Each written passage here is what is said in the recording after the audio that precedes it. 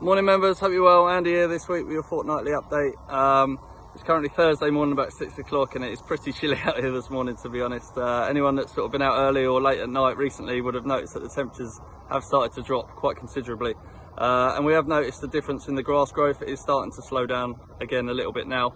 So yeah, I think winter is definitely on its way, unfortunately. I'm just down here on the 14th. The heather behind me, I think this is the best the heather's looked, definitely around the course since I've been here. And that's partly due to a lot of the tree work we've been doing and woodland management. It all goes hand in hand, really. I'm just down on 14. I don't know if you can see that where we did a scrape a few years ago. The heather is starting to come back, but if you look under the canopies of the trees, that's where it's a lot slower than in the other areas. So going forward is something we need to look at and to manage. So it's the 1st of September tomorrow, and September is normally the time we try and cut the heather after it's finished flowering.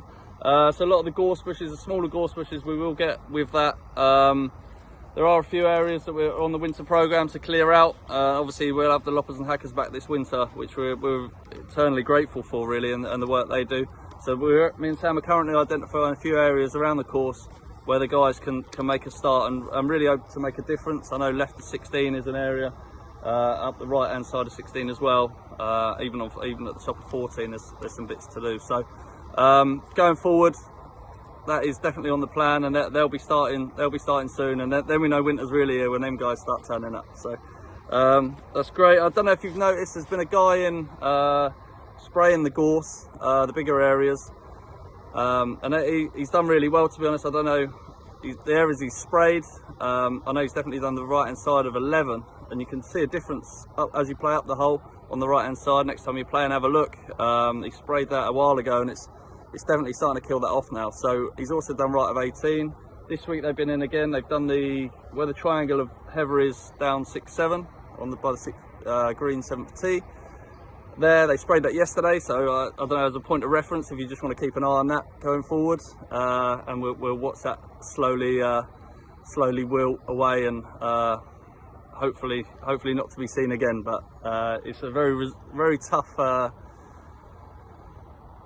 plant, so eradication is very hard, but it's just an ongoing process, and that's something that we need to monitor going forward. Again, part of the woodland programme. It all sort of feeds into one, really. So the 16th carry, the biodiversity guy thought we'd actually put a wildflower meadow in there, but we had to quickly tell him that's not what we've done, and the plan is obviously with the heather brushings. They're booked in for October to be brought in and spread, and then we'll roll it and keep it watered, and hopefully, fingers crossed, we should have some germination there sooner rather than later. Also, at the back of 16th tee, the new 16th tee, South East Water put the bushes in. Obviously, probably not the best time of year before a little mini heat wave, so that's on the plan to redo that. Obviously, my video this week seems very bottom of the course orientated, I know, but I know JDB were in a few weeks ago, and they've cleared left and right of 15. The cuttings that are left, the plan is going forward that we're going to rake some up through the winter, leave some, and then we're just going to see what the difference is as a bit of a trial, really, see what comes back. Also, going down 17, as you play it on the right hand side, on the railway side, there's a broken birch tree. It's been there for a while now. We contacted British Rail as soon as this happened. They've sent their tree guys out, they've evaluated it, and they're quite happy to leave it for habitat. So it's not something that we've seen and ignored. We have contacted the relevant people, and they've decided that it's probably best to leave it. So